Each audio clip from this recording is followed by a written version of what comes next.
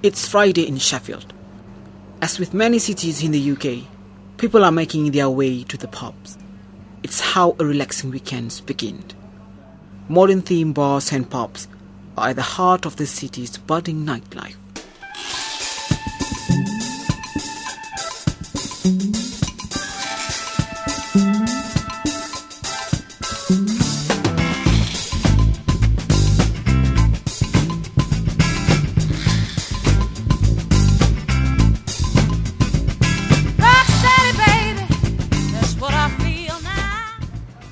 Some of bars and pubs are to close, and the mood of the city centre is changing.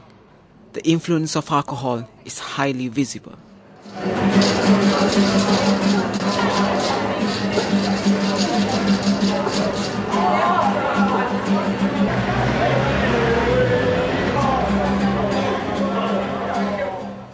By now, the atmosphere in the city centre is uncertain. The police presence is strong, especially around the high-risk area of the city. They are on the alert for drunken antisocial behaviour. Getting worse, fighting, everything, pushing everybody out, swearing, shouting. I mean, last week, there was a couple of, you won't believe it, there were a couple of stabbings in town last night. It's worse now, it got worse. In May 2004, Prime Minister Tony Blair expressed fears that binge drinking is becoming a disease in Britain. A government report shows binge drinking costs the UK more than £20 billion a year. Around £12 billion is due to alcohol-related crime. More than £6 billion is caused by loss in productivity, and as much as £1.7 billion is spent on healthcare. The UK is not the highest consumer of alcohol, but research by Institute for Alcohol shows that people here binge drink more than their European counterpart. But what is binge drinking? Well, binge drinking is a phrase that people can identify people who are binge drinking, but they can't necessarily define what it means. In general, we normally say that somebody shouldn't be drinking more than twice their daily intake. The recommended daily intake for alcohol is about 3 units for men and 2 units for women. So somebody drinking 6 units in a single day, or 4 units in a single day for women, is binge drinking. A unit of alcohol is equivalent to a half pint of ordinary beer, a small glass of wine, or 1 measure of spirit. But defining binge drinking based on unit has been highly contested. It's been argued every individuals have different levels of tolerance towards alcohol.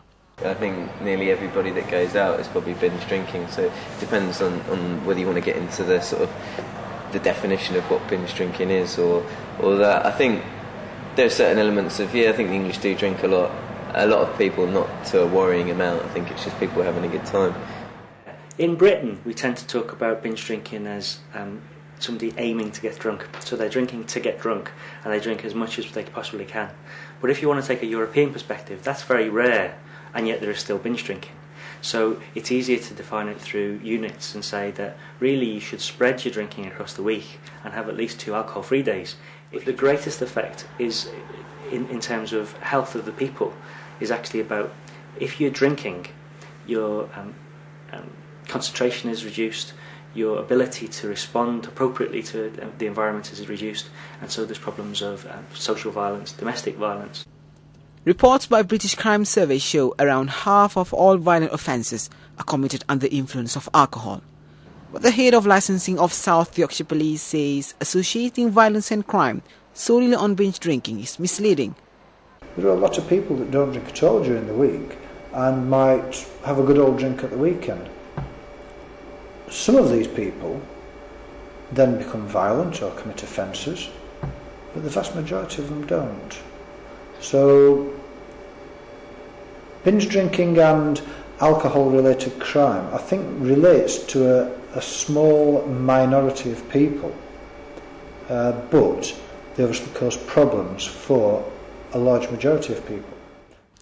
Over at the Northern General Hospital in Sheffield, accident and emergency staff cope with an increasing number of alcohol-related cases, not to mention the risk of facing verbal or physical attacks from drunken patients. At times, when resources are already overstretched, it stretches them to a degree where it's very difficult to cope. There are dangers to the patient themselves because they make themselves ill. There are dangers to other patients because these people are difficult to manage and they distract our attention.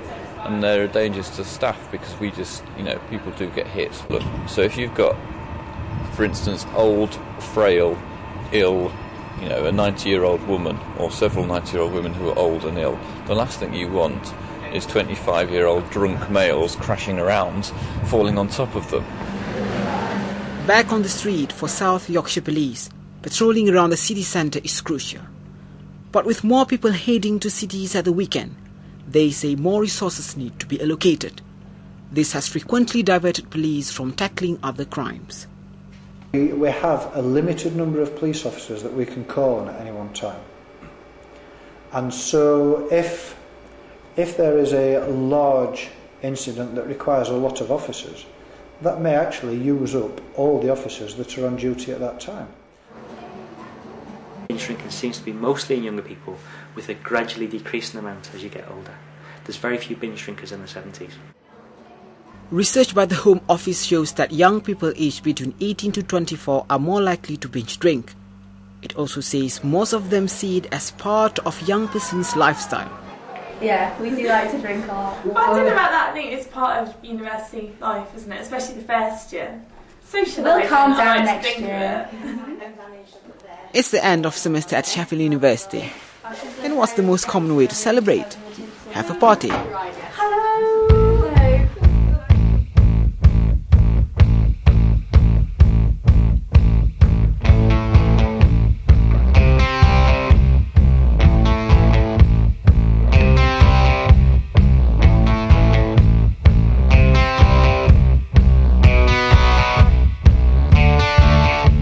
I think 20 years ago or something, people would drink, but to a moderate level, and now the amount that is normal is just excessive, really. Well, I like alcohol, but I think it's something that should be saved for special occasions where you can really savour, you can enjoy just the not lack of inhibitions, but sort of feeling very jolly. I think a lot of people base the idea of fun on drink, and I don't think that people can often achieve fun without drinking. It's so hard. It's just about stereotypes and what people expect from people. If they didn't expect people to drink, then people wouldn't drink so much. But I don't know, reverse of fashion. If all the stars didn't drink, then maybe that would help. If you feel comfortable enough and you're going out with people like you're comfortable with and you know that, and you just don't feel like drinking that day, then you... It's not like we're not the kind of people who go out and get absolutely drunk on our faces, not actually know we are just being safe. But we will go out as a group of three. But we do. Binge drinking is all relative though, isn't it? Because if you don't normally drink and then you get like first time we took Victoria out. Yeah. If you don't normally drink and then you drink like... We don't do it without knowing what it does to you. It's like if I go home though, it's so expensive compared to here. So I wouldn't go out and drink half the amount I do here because it's so cheap. Binge drinking ain't a new thing. It's further exacerbated by buy one get one free situations. You go in, you buy a pint, you get a free pint. That doesn't happen because you can only drink so many pints, can't you? So what do? You have a Bacardi, don't you, or a rum, or or whiskey, whatever you're having, and you have two of them, don't you? I'll have some more of that. In a very short time, you're quite drunk. And promotion of cheap drink and happy hours have indeed been blamed for encouraging people to drink more. So have soap operas and advertisement, scenes and images that portray drinking as fashionable. But pub managers have a different argument.